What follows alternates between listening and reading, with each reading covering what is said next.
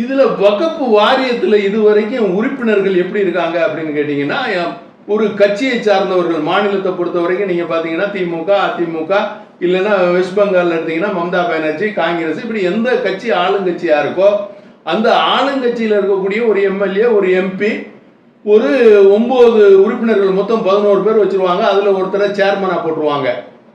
அப்படி இருந்ததுல இப்ப 2 இஸ்லாமிய பெண்களும் உறுப்பினர்களா, இதுவரை பெண்கள் அதுல உறுப்பினர்களா வந்ததில்லை. 2 இஸ்லாமிய பெண்களையும் உறுப்பினரா சேர்க்கணும்.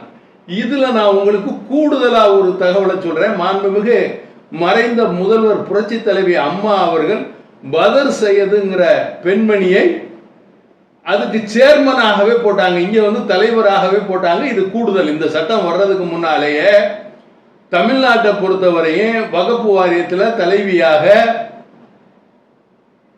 அந்த பொறுப்புக்கு வந்தவங்க பதர் செய்யது. அது மாண்புமிகு மறைந்த முதல்வர் புரட்சி தலைவி அம்மா அவர்கள் போட்டிருக்காங்க. இது கூடுதல் தகவலுக்கு தமிழ்நாடு எப்பவுமே எல்லாத்தையும் முன்னோடியா இருக்குங்கிறதுக்கு இது ஒரு தகவல்.